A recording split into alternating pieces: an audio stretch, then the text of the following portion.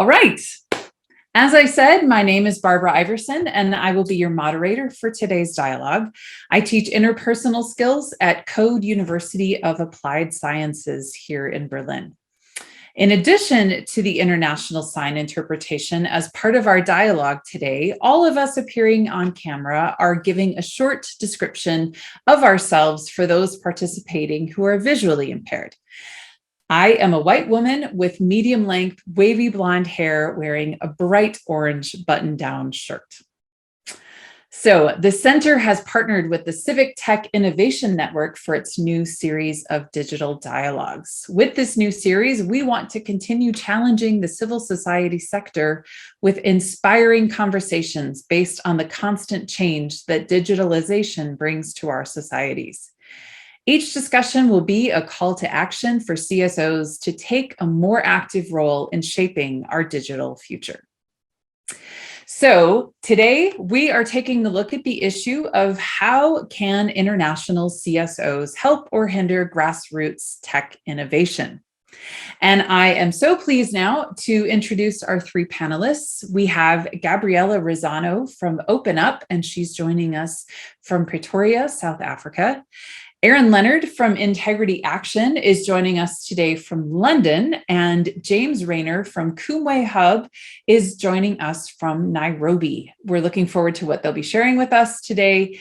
And now I'm going to give them, each of them, a few minutes to introduce themselves, talk about what they're doing, and give us a picture of their perspective on our question for today. So Gabriella, would you unmute yourself, turn on your camera, and join us in the call? Gabriella is in the car, which is a whole new thing for us, but we're so happy that she's joining us, and we can see you perfectly. So tell us a bit about yourself, Gabriella. You've got 5 minutes.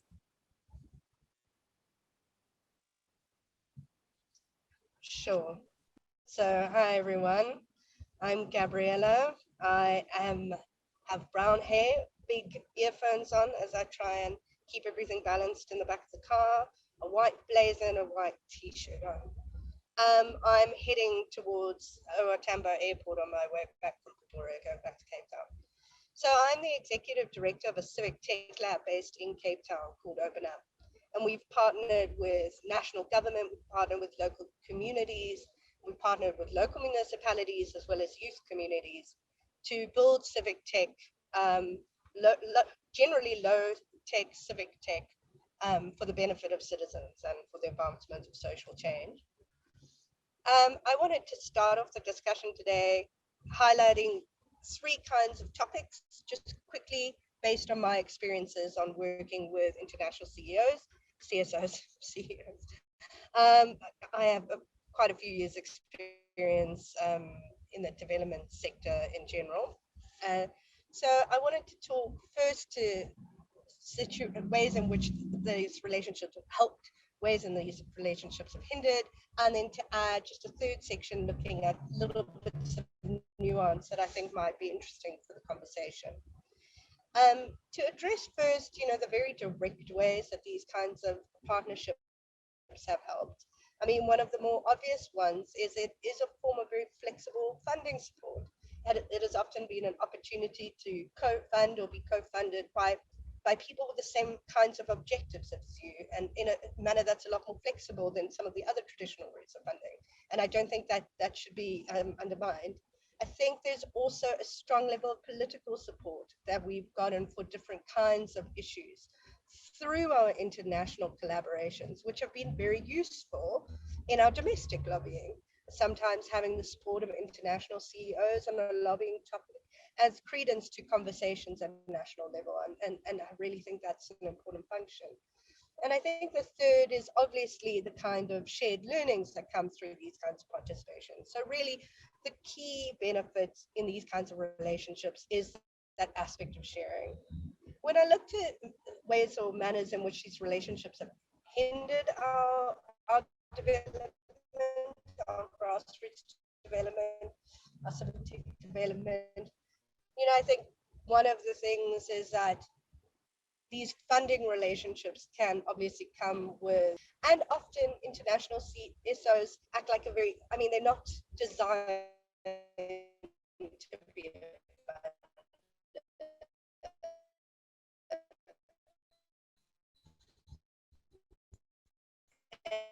and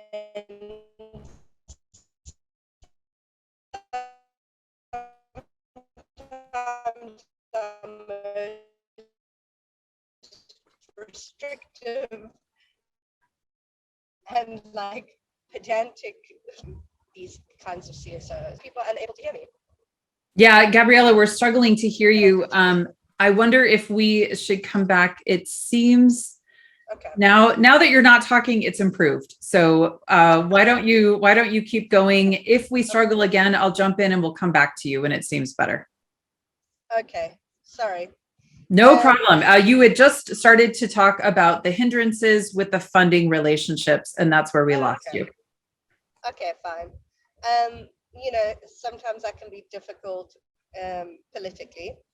I do think there are often situations in which I've partnered with international CSOs where there has been a serious imposition of the advocacy priorities of those organizations, not necessarily in a way that's context relevant or that speaks to our own advocacy agendas.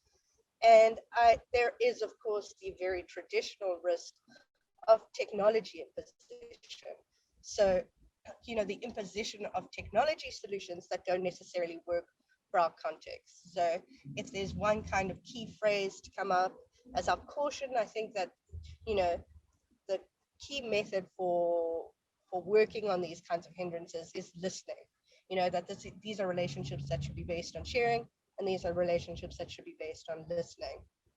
And just to add some more general points in this area, I think that what is interesting about the innovation environment is sometimes the language of innovation is used to sometimes conceal what can be very unhelpful design practices. So often we use the terminology of scaling as a euphemism for cut and paste, and these are not the same things. I think, obviously what matters the most. Okay, we've lost you again. So these are the adventures of having someone in the car. Context.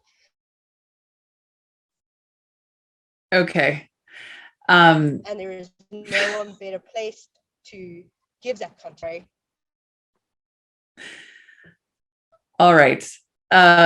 Thank you so much, Gabriella. We will hope that when she's able to come back on that the connection's a little bit better, but I think we understood the points that she was making, and so that's fantastic. So Arran, I see you there. Fantastic. Would you introduce yourself and take about 5 minutes to share with us your perspective?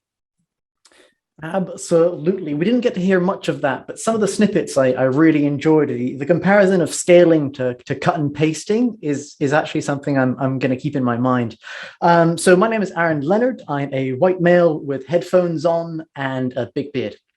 So I'm the technology manager here at Integrity Action. And I think in the context of this conversation, the easiest thing I can do to start off with is to explain a bit about us and kind of how we operate as well in this environment. So we always operate as part of a consortium. So we're always in a mix of a partnership of international funding partners and local development organizations that operate at the community level and can really be more active and engaged in that sense. So essentially, as part of this partnership, what we do is we look for instances where development promises have not been delivered, or they've been delivered in a way that doesn't conform to what was originally put forward.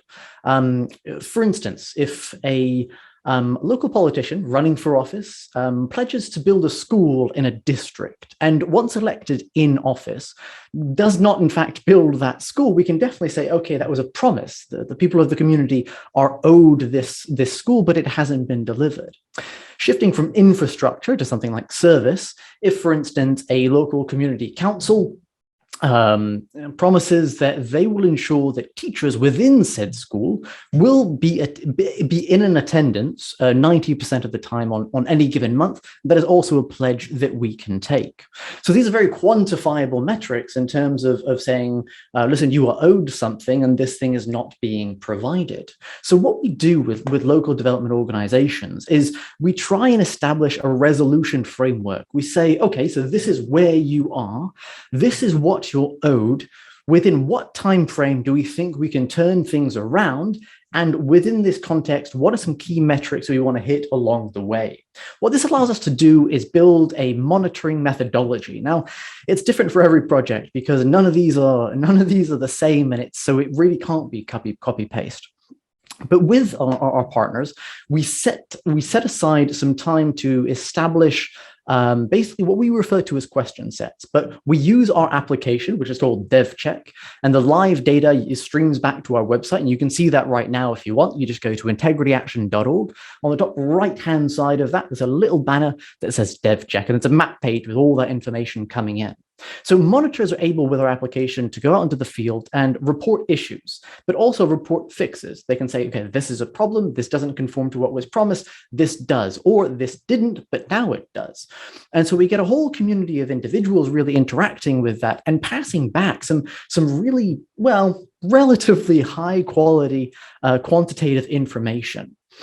Now, and I say this as a technology manager myself, tech itself isn't the solution. It's a fantastic amplifier.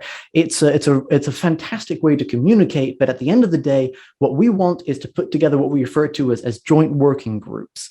And that involves obviously members of the community themselves, but also the duty bearers, that local council that made that pledge. Get them in the room together along with contractors. If you're building a school, it's helpful to have the people that are building the school there with you. And if possible, some senior members of that community, and really use that data that we gathered to have a constructive conversation on where things are at. Adding to that kind of more quantitative info, we've got some qualitative stuff. So we allow monitors to upload access to information documents, so receipts, invoices, anything that could kind of constitute proof and allow really kind of a fact-based conversation to take place. And we've got stuff like access to Ask the Community, which basically is just going out to the community and surveying and seeing what people feel. Do they think, are they aware that they are entitled to this? If they're aware, do they think they even need it? If they don't, we might be monitoring the wrong thing. And are they satisfied with what they're seeing? At the end of the day, it's a good mixed partnership in the remit that when we leave, there's an organization there that has benefited from the experience we've built up on previous projects that can add their expertise and will stay there. So it helps with sustainability. And at the end of the day, we're hoping that all of this together means that people will be empowered to ask for integrity from the people that represent them. And I think that's on the button for my 5 minutes. Fantastic. Well done. You just came in under time. Thank you, Arran. Really appreciate that. We're going to go now to James. There you are with your camera on. You can unmute yourself and take about 5 minutes to tell us about you and the work that you do with Kumwe and Save the Children. Great. Thanks, Bob. And thanks so much for having me. It's great to be able to speak to you all on this call and to have this discussion. I'm excited to be here. My name's James Rayner. I'm a white man with bald hair, wearing a blue open collared shirt. I'm phoning today kind of from Save the Children, which is one of the world's biggest international NGOs.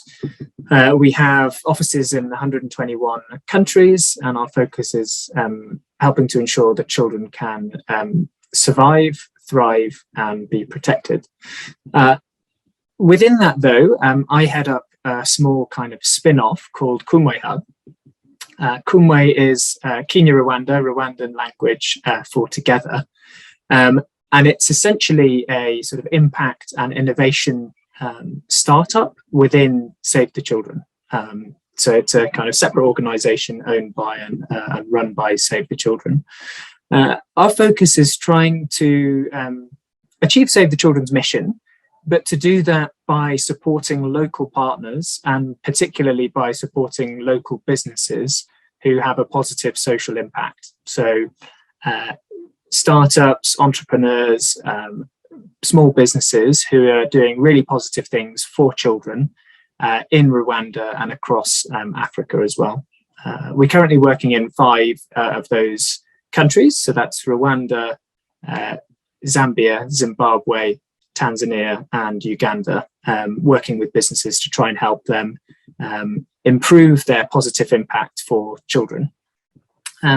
We do that in 3 key ways. We have 3 pillars. The first is lab, and that's essentially helping businesses to pilot their ideas within Save the Children's programming. So it might be that a business wants to try a new product or try a new program within a refugee camp where Save the Children has a lot of work going on. We help them to do that. So we give them access to our programming and introduce them to community members who might want to use their business. The second is essentially a consultancy. It's called the Incubator, but it's where we connect these small businesses, 1 to 5 people businesses, with much bigger international actors, as well as Save the Children's own staff, to offer technical support and advice. And that could be from anything from how to register their business through to technical advice on how to have the most positive impact. And finally, what is perhaps most exciting is the third pillar, which is fund. And that's where we're offering financial support to these businesses to help them scale and sustain their business. That's in the form of grants, low interest loans, and then also buying or taking equity share in some of these small businesses. So just before I finish, a little bit on our kind of motivation and why we're doing this. Obviously, Save the Children's this big kind of beast, and sometimes that's good, but sometimes it really holds us back, and it can be a little bureaucratic and often kind of very Western led. So by doing this new approach and by kind of trying to cut out the middle actor as much as possible, we're hoping that this could be a new way for us to kind of improve our outputs and improve the impact that we can have for children and communities in our work. I'll pause there, but yeah, looking forward to the conversation. Beautiful. Thank you so much, James. As I said before, we are very open to your questions, and you are encouraged to put them into the chat now. We'll come back to them in a few minutes, but if you thought of something while you were listening to Gabby, Arran, or James, please throw that question into the chat and we will come back to it. We want to hear from you. So right now, I'm going to ask all 3 of our panelists to turn their cameras back on so that we can see your smiling faces. And there you are. Fantastic. And we'll go with this with Gabby as long as this works. We'll make this happen. Gonna hope that there aren't any more dead spots, but you know, we're all used to Zoom and this sort of nonsense happens all the time. So we'll just deal. But I want to give space now to the 3 of you for questions that you might have for one another. And Arran, I'm going to go off of something you mentioned before, and that was what Gabby mentioned about scaling as this sort of copy paste. And you spoke to that a bit, Arran, but Gabby, I wonder if you could elaborate a little bit more on what that means and how you've seen that, and what some of the either problems or solutions, or just talk a little bit more about that. Sure. Well, and we're out of Krugersdorp now, so I have high hopes about connectivity. Good. You know, I think it might link some of the conversation on thinking about scale and not copy paste actually links to sort of, you know, some of the political dynamics about this conversation that I don't think we should shy away from, which is particularly often experienced in the African context, you know, where I think, you know, we shouldn't just be seen as a site in which people can test, products that they've developed and solutions they've developed in other contexts. And often under the auspices of like, well, we're scaling this very effective solution, so we're bringing it to you, is a euphemism for what it is, which is cutting and pasting something to a completely different context, without first, engaging with those communities, engaging with those politics. Politics is the big problem, right, for external actors coming in anywhere. And I say that as someone who sits on both sides, someone who collaborates with international NGOs, but also as a professional NGO in South Africa, which collaborates with grassroots organizations and has, also many of the same political dynamics, uncomfortable dynamics sometimes, particularly being an implementer of technology. So yeah, I think that's kind of what I was touching on a bit there. I hope that's useful. Yeah, definitely. James or Arran, is there something that you like? Does that raise something for either of you that you want to address or follow up with Gabby? Yeah, I think it's completely fair that when you apply one methodology to another sector, there's a myriad of things that you could potentially miss. I think probably in Gabriella's case, it's more so because there are political elements and there are questions that I have for her regarding that afterwards. But when we talk of scale, we talk about taking a single instance of something and adding users. Sometimes there's a conflagration between sustainability and scale as well, where you can, do things, you can bring a framework sideways, but it can't take on more users. You can see that really clearly when it comes to technology. What is the ceiling for the number of users that your current process can house? Or can you literally just fork your code and give it to somebody else and let them do something with it? So there's a certain tangibility that's very interesting there. Yeah, I think from my side, I completely agree. And I think this idea of piloting things in Africa, because it's, either a kind of less bureaucratic place or there's, different kinds of risks is definitely a challenge. And I can think of a few examples. I won't name them, but within Rwanda, I won't name the business, but they wanted to work in New York.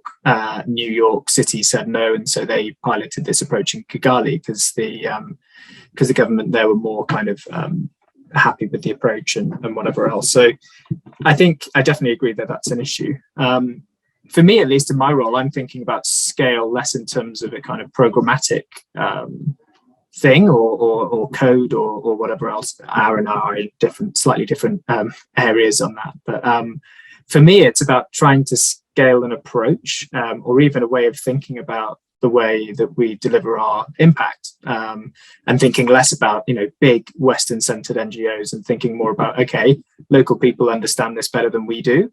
Let's support them as much as we can and listen to what they need, rather than being so kind of Western led and kind of Western dominated. I think that's a problem probably quite unique for big NGOs like Save the Children, or at least more acutely felt there at least.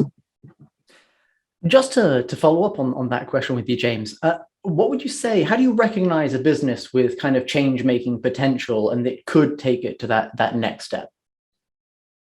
Great question, really great question. It depends on the scale of the business, to be honest. I mean, some of the grants we've given out are $500, so pretty small. And there, the kind of impact assessment we do is fairly light touch. We'll go on what their plans are and whatever else. When we start looking at bigger businesses, then it becomes a lot more kind of rigorous. We have third-party monitoring and evaluation, and they do assessments for us to kind of think about two things really. One is the kind of output level. So is this business sustainable? So they'll look at their finances and governance structure, whatever else. But then they do go a level further to do things like telephone interviews with their kind of their target buyers, target community, to see, okay, is this having a positive impact in your life and what does that look like? So yeah, we're not perfect at it, definitely, but we're trying to do this a bit better. No, it sounds like an interesting mix. It's almost checking if there's business viability and if the kind of the bones of the business, I guess you could say, are in a good state. No, that's really interesting. Do you see like a particular? So I'm very interested in this kind of dynamic between kind of nonprofit and private and stuff like that.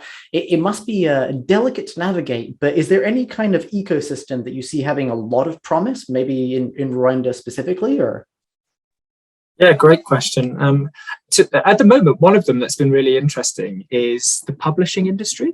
So there's very few Kenya Rwanda early learning books. So sort of 3 to 6 up to sort of through primary school.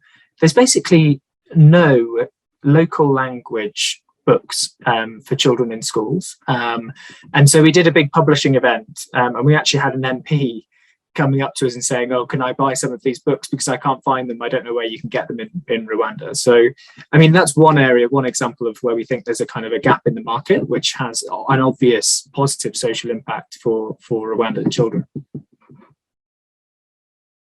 Yeah, and that talks to knowledge production, local knowledge production really nicely, which is, a big issue across the continent. It's not just an education issue. It's a question of, getting a regional foot in a conversation. It's such an important impact, I think. Yeah, impact is always kind of it's ultimately what all of us want. Gabriella, a question I had for you, because, and once again, you have that kind of interesting kind of experience of non-profit, but also in that political kind of space. Given how do you navigate the kind of the balance between being antagonistic and seeking a collaborative approach to policy change in the nonprofit space? There's kind of this disparity between, we have a reasonably good carrot but a tiny stick, so we can't really motivate antagonistically a lot of the time unless it's really well performed. Does your organization seek one way above the other, and what kind of challenges have you found in that space? I mean, that's very interesting. I actually come from a legal background originally, sort of like legal activism and transparency. And part of the reason I started moving into the open data and technology space was because actually, while it is fundamentally a political issue, there was often government was so much more accommodating to a question they thought was a technical question, so much more engaging and so much more promising. And we built trust with our government partners. We don't engage really in policy advocacy per se, but we're a social change organization, at our heart. And we navigate it by building trust and building relationships and very much providing utility for government. We very much see government as our partners. As we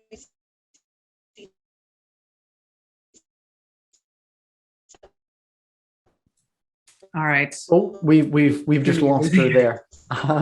Just maybe a follow-up to that one, and I don't mean to be hijacking conversations here, but this is exactly what you're meant to be doing here. No wonderful. Problem. But just following up on something that okay. Just following up on something that Gabriella said there about there being more interest in technology. I think this is probably something that all nonprofits have seen to a certain extent, because technology is seen as something that's relatively novel. It can draw a lot of attention to it. It's a bit of a double-edged sword because there can be a perception that technology itself will resolve the issue instead of just being a factor to resolve that issue. And I wonder, because both of you are still in the tech space, very much so, do you ever encounter that issue where there is this perception that tech alone will solve it? And how do you have kind of a way to restore the understanding that this will still take people in collaboration and effort without diminishing the real potential that this has to leverage interest, because that's something we want to keep as well? Yeah, it's a great question. And I feel like, I've actually been looking at some of the comments in the chat. I know we're going to come to that soon, but yeah, there is this kind of confusion, I suppose, between saying oh, this is innovative. Oh, where's the tech? You know, it's got to be tech led if it's going to be innovative. And again, it does make me think about what we're trying to do at Kumwe Hub. It's actually not about the tech for us. It's about trying to convince this big organization, or even the sector as a whole, to say, let go of some of this power that you have and let people who know what they're talking about do it. And that for them is an innovative approach, I suppose. And there's a lot of talk about that and not a lot of action, I think. And that's, I think, I mean, I'll probably get told off for saying this, but that's true at Save the Children as much as other organizations. So, yeah, I mean, I do find a lot of the programs that we're working with are kind of tech related, but we do consciously try and talk to our staff within Kumwe about, you know, like, try and have this open mind, think about innovation just as trying something new, or doing something differently rather than just thinking about it from a tech lens. Yeah, I can totally understand that. There is a perception that because, you know, offline technologies existed before, if it could have been solved through that medium, it would have been, which is definitely not the case. And technology can serve as a facilitator for offline processes. A lot of the monitoring we do is in regions where, yes, we definitely use our application, but it's an offline application. So you need to run around and reconnect at some point in the future. But we're always interested in entirely offline solutions, just because until the world is completely connected, there are times where offline solutions are going to serve you better, and that's sometimes some of the more interesting instances, because you really have to get quite creative. Ultimately, you want to digitize a lot of the time that information to analyze it in a way, you know, at scale, as it were. But it does provide the opportunity for some really unique ideas to kind of emerge. I just have one follow-up, if that's okay, for Gabriella. I was really interested, you know, it sounds like you have a great relationship with the government where you're working in South Africa. And I totally agree that actually often the way to have the most impact and the most scale is by working through the government, because they have so much power, so much funding, whatever else. I mean, maybe you guys aren't doing this yet, but like, how do you work in governments or contexts where the government is maybe less friendly to that, but where there's also a real need for your work? I mean, you have to take a systems approach to things, you know, and experiment here and lever it here and find something that works. And, you know, kind of linked to the conversation that we were just having before, you know, it's important to understand that everybody internally understands what impact is, and that we internally understand that impact is about social change and is about far more than technology, which is why we often use a catch-all of innovative thinking. And we're also starting to use that language within our relationships with government. So to encourage not just the development of tech, but, you know, the incorporation of agile methodologies and, you know, agile training and just rethinking internal systems and approaches to systems, you know, and just nudging. But, you know, politics is hard. And you're not everybody's going to believe in what you do all the time.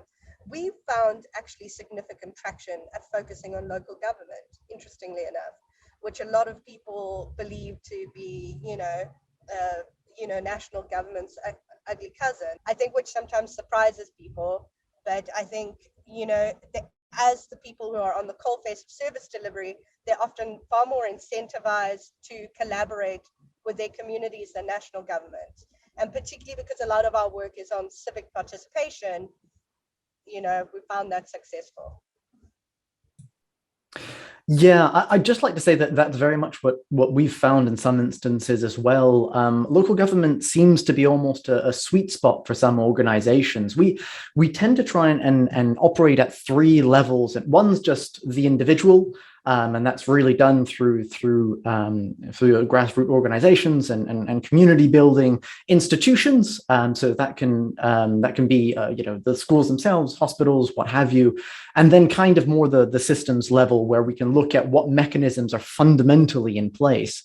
But the latter two of those, institutions and system shifts, we found to be very, very effective at that kind of local government level, because once again, as you say, there is that interaction with people, and people by nature, if you can get them in a room together, they're so much more ready to interact and converse and compromise and realize that this is maybe a systems issue, not a people issue. And if you can shift that focus from it being someone's fault to something's fault, I think it takes a lot of the stress away from that, and it introduces a very kind of human component. Of course, that's subjective, and it depends on every project, and sometimes it does not happen like that. But that's something I can definitely resonate with. Mm. Thanks to all three of you. This has really been lively and fun. But I do want to make sure that we shift slightly over towards some of the questions that we've received during and also before the dialogue started. So the first one is, why are donors reluctant to grant funds for social digital projects in Africa? And perhaps linked to that, what plans are there to develop skills for acceleration of digital-based development programming? Does one of the three of you want to try to tackle that question? Yeah, I'll give it a shot. Great, James, go for it. I think this is about appetite for risk. And I think a lot of these big donors get kind of comfortable with their known partners who they can trust and whatever else, and that they have a track record with. And often, sadly, that does mean either big businesses, KPMG, the big four kind of whatever consultancies, or big NGOs where they have this kind of track record. And that's not always the best solution, but it's often the safest for them, or at least perceived to be the safest for them, and also easier for them to manage, right? So they give big chunks of funding, as opposed to lots of smaller grants to smaller CSOs. The one way that I think, trying to think of a positive solution to this, one way that you can get around this is through consortiums, I think. And also, I do think these big NGOs, big donors are getting there. We're thinking more about locally led solutions to this. I'm thinking about USAID. They're big kind of, they've branded it their journey to self-reliance. But really, they're kind of beginning to exclude big NGOs now from their funding, which is actually really good to see, and being a bit more kind of open to local partnership.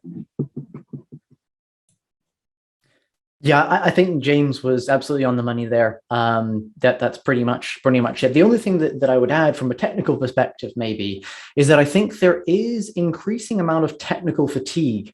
So there's a few projects that have implemented technical solutions and stuff that haven't quite yielded the results that were expected, and so I think donors are more cagey about it. There is, despite that shiny element of technology isn't as new as a lot of us tend to think just off the top of our head. Offline monitoring applications are a decade or plus old.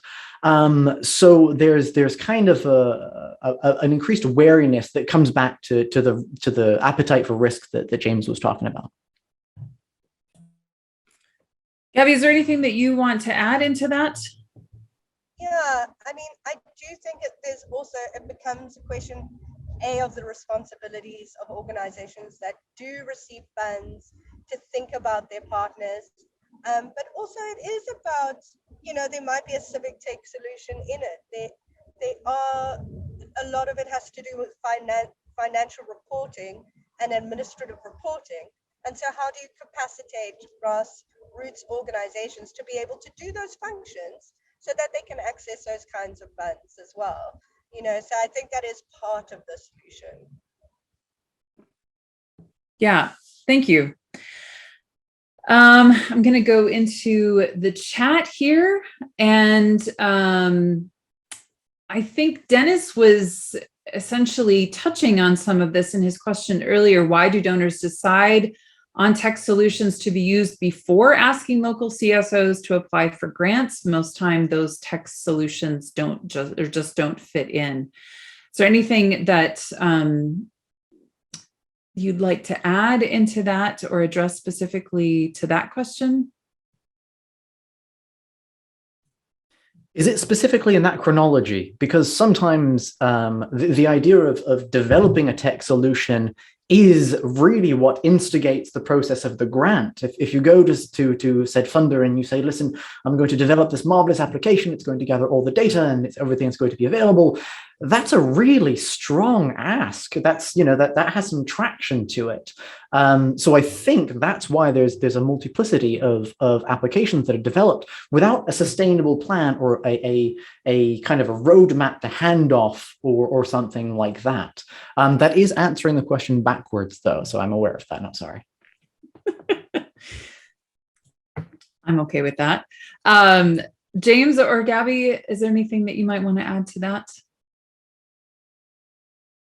Great. Then we have one from Nazi. The challenge we face is once we build and donate free of charge the demand-driven tailored technology solution to the local NGOs to advance their work, how can the local NGO sustain ongoing tech maintenance, the technology after the life of the project?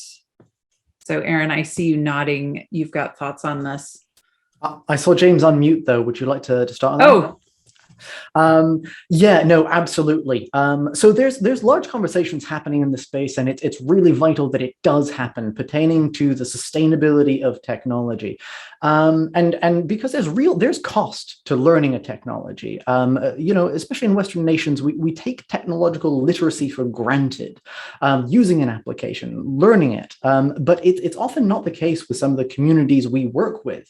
They don't have exposure to smartphones. And if you learn to use an application, you want it to be there the long term.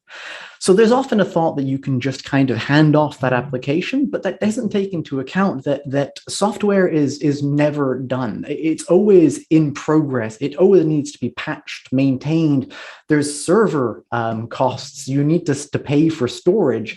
And if you're the one managing that software, you really need to take into account the fact that you're going to need someone with high skill and that needs to be paid a lot to make any changes to it.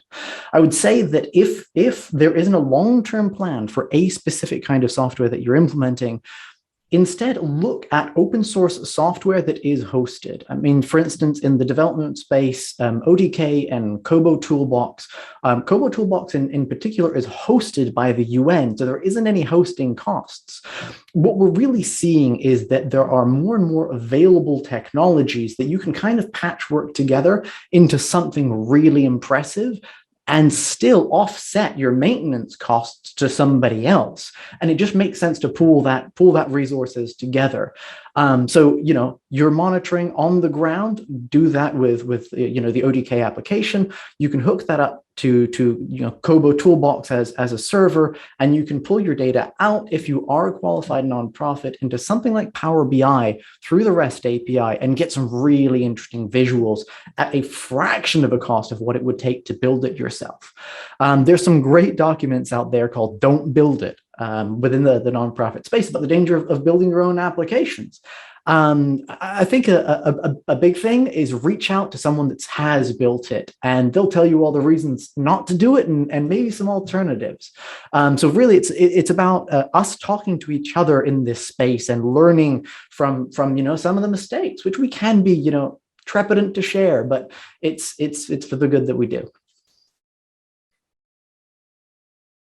Yeah, I mean, I think that's a great answer. Thanks, Arran. I guess my focus here would be about your funding, right? As Arran mentioned, it's really expensive to maintain these programs often, and particularly programmers seem to be very expensive staff members to bring on or maintain. So just having a very clear plan about how you're going to fund your technology going forward. Once you get the seed capital or whatever to get this going, that's not the end. That's going to last you for a fixed period of time, and you have to have a runway for how you're going to keep this going. So and that differs from business to business, from charity to charity, whatever else, but just like having a really clear plan about how you're going to do that. And actually Aaron's suggestion's a really nice one.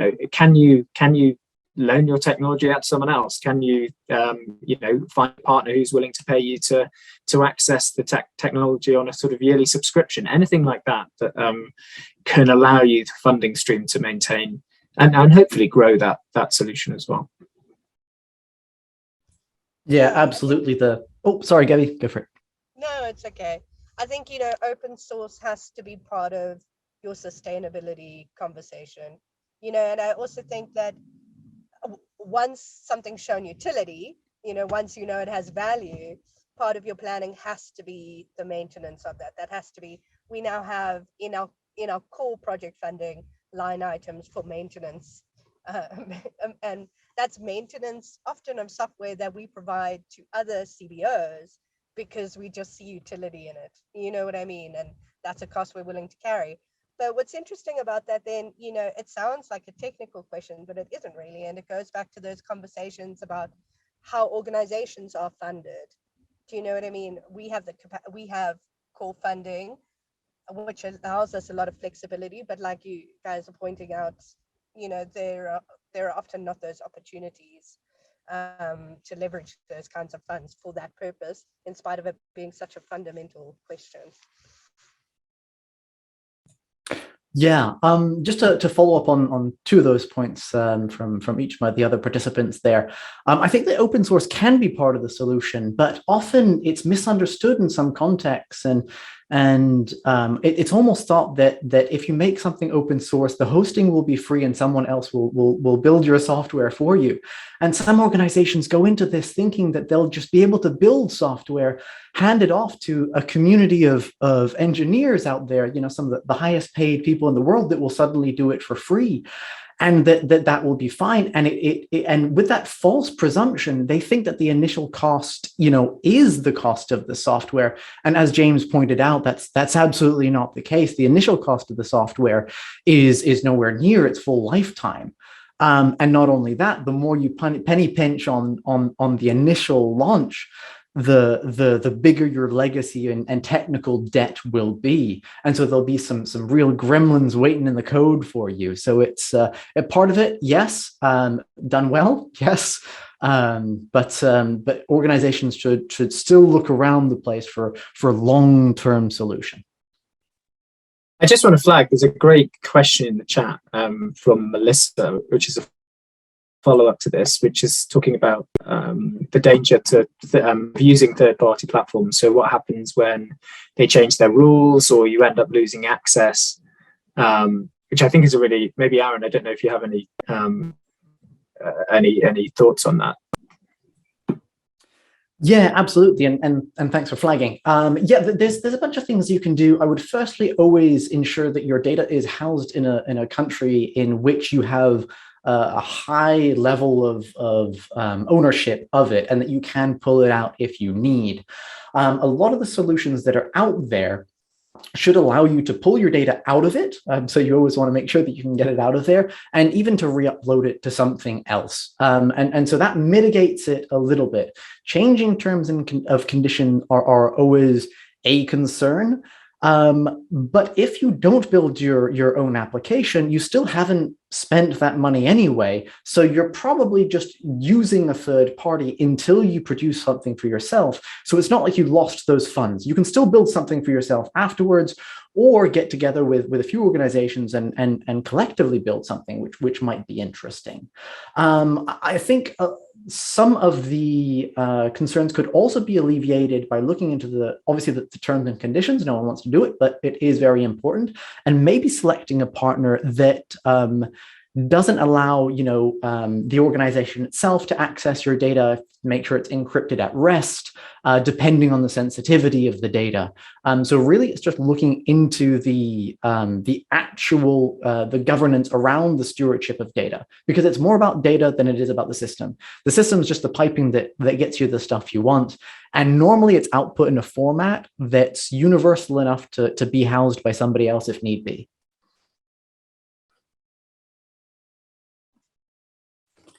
Our time is slowly coming to an end, and I think we've pretty much hit the questions that were in the chat. Perhaps not directly, but as you've been chatting particularly about these tools and third party and prioritizing and funding and things, that you've hit most of them. But I want to give space for each of you. Oh, we've lost Gabby. Hope she's able to come back. But Arran, for you and James, just to take a moment to consider sort of final thoughts or maybe aha moments that you've had throughout this process, things that during the course of the last hour, you've just hit on something that you want to reiterate or share with those listening. Arran, you can go ahead and jump in if you've got something. Yeah, maybe just to diverge from some of the more technical aspects that I've been talking about there, and to come back to kind of the idea of or do those kind of partnerships sometimes stifle one of the partners? I would say that it really is all in the setup, and maybe not as interestingly, but it's the policies you put in place. Because if any two partners of any given size have a disparity, the natural kind of entropy of the universe leads towards one being stifled by the other. And I think the key is acknowledging that as soon as possible and setting up safeguards for that smaller partner to be as protected as possible, because it might not be intentional. But if there is a disparity, ultimately it will manifest in one way, shape, or another. Great, thank you. Gabby, sort of final thoughts or words from you as well, things that you're taking away perhaps from this conversation? Just to note, often those successful collaborations about the two things you say all the time, and one is incredible honesty, and the other is a shared vision, and that shared vision always helps you go back. At developing that shared vision is often a painful process, but it needs again to be an honest one. But these are all experiments. Relationships are experiments just as much as our technical production is, and as long as you're open to learning, I think it's all good. Great. Thank you so much. James, what about you? Final thoughts from you? Yeah, it's been a great conversation. I think for me, it's this idea of the importance of partnership. And actually, I think, Arran, I'd love to, if you could send through, I don't know if you can send through to the whole group, but this Don't Build It document is just so interesting because, I think often in innovation, you're constantly reinventing the wheel often, and you don't need to do that. Actually, there's some really great resources out there already, that exist, and working with partners that you can use their solutions as well. So I think that's just kind of, it's been really good to have this conversation and remind myself of that, and maybe something that we need to suggest with the businesses we're working with in Rwanda and elsewhere to say, okay, hang on a second, have you spent, a day or two looking what's out there first? And just to flag out, I think my colleague Isabel actually just shared that link there, so she must have had her eye on it as well. But awesome. Yeah, entirely. As you say, don't build the wheel again. There's a bicycle shop right there. Go talk to people that are building wheels, and we can have that dialogue and really, hopefully, build something else. Excellent. Well, on that note, we're going to wrap it up. The hour always goes by far too fast, and we really hit a stride, and that's when it's time to wrap it up. But thank you to both Isabel and Melissa for posting the links to the Don't Build It document. Yeah, it's been illuminating, inspiring, and so informative. So thank you to the three of you, Gabby, Arran, and James. Gabby, especially thank you for hanging in there with connection problems and traveling to the airport. We wish you safe travels back to Cape Town. Thanks to all of you who've joined us from around the world. Want to make sure the session recording will be archived on the digital dialogue section of the center's website. We'll circulate the link. Please feel free to share it with your colleagues. This dialogue happens every first Thursday of the month, and you can find more information on the website. The next one is scheduled for Thursday, the 5th of May, and the topic will be Making Data Accessible, the Role of Government and Civil Society Partnerships in Building Open and Comprehensive Data Sources. And you can already register to join the event on the center's website. So we hope you'll join us. The event link, I believe, is being shared below. But for all of us, on behalf of the International Civil Society Center, again, I'm Barb Iverson. Thank you so much for joining us, and we will see you next time. Have a great day.